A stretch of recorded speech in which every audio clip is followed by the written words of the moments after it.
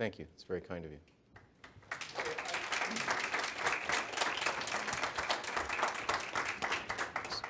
In addition to thank you, Mr. Falconer, I agree with all of those comments. It was inspiring, to say the least, and very focused and very related to our work here, which I plan to use this afternoon anyway.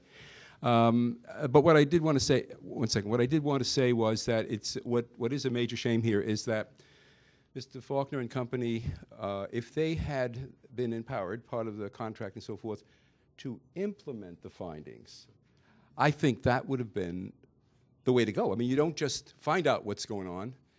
You implement what your findings are, and you have the power to do so. It's a fantasy, I'm sorry. Well, I'd like to address that briefly. Of course it's a fantasy, but on the other hand, if you read the last chapter of our report, it's entitled Blueprint for Change.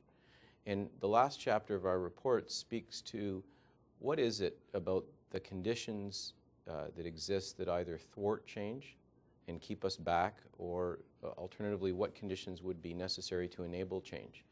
And what the panel did was convene all-day conference during the course of our deliberations in partnership with the Ontario Human Rights Commission, and had speakers, including our next speaker, Judy Finley, come in and address the panel and an entire audience of school officials, parents, and others on what is the reality about the paralysis? What has kept us back? Why can't we change?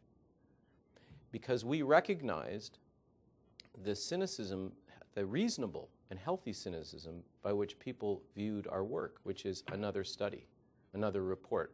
$800,000 to you, why isn't it just going to the youth?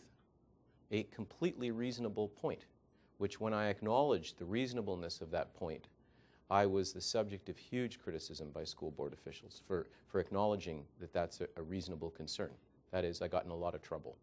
You've made us feel terrible. You've acknowledged that that $400,000 could have been spent on youth counselors. You're damn right I did. It was necessary to spend it on us because the system wasn't fixed. But the truth is that people properly are questioning, why do these studies? They never take us anywhere. The money's a waste. So we convened a day dedicated to how do you make these reports actually into reality.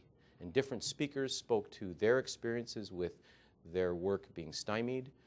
You'll recall the Bolton-Akande initiative.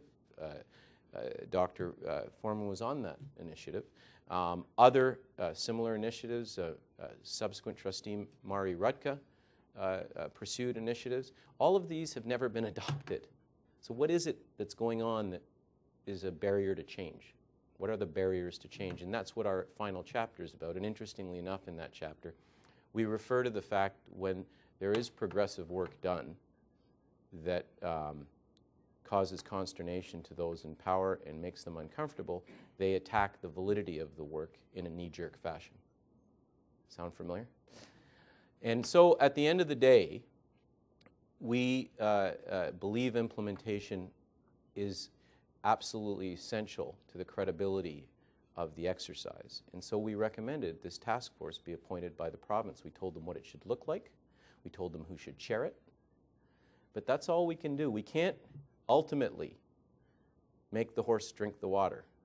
Only you can do that. So I have to leave, and I want to thank you all for My last remark, thank you very much. We have changed the program. Judy Finley was here last night, but yeah, she could not come today. Okay. That's okay. I just wanted them to know what was going on. Okay. The other thing that I wanted to ask you whether you'd be an honorary member of OAEA, purely honorary, no, but you don't have to tell us today. That's okay. Well, that's a very kind invitation. Very kind. And thank you very much for coming. All right. And by the way, the answer is yes. Thank you. Yes, definitely. Be my honor. There's two things that I want to emphasize. Our website is schoolsafetypanel.com. Schoolsafetypanel.com. I don't know how much longer the website will be running because the panel no longer exists. I'm no longer a chair of a panel. It's a former body, but the website's still out there, schoolsafetypanel.com, and on it is the online version. What's important about that report and going to that website, is what you will find is that the appendices are organized so you can get to them, and key information that are in those appendices inform the report. So that's why I recommend you use that route to get the report online. The trouble is, we're talking about a 1,000-page report, and no one's going to download that, and I think Bob is going to speak to that issue. Again, thank you.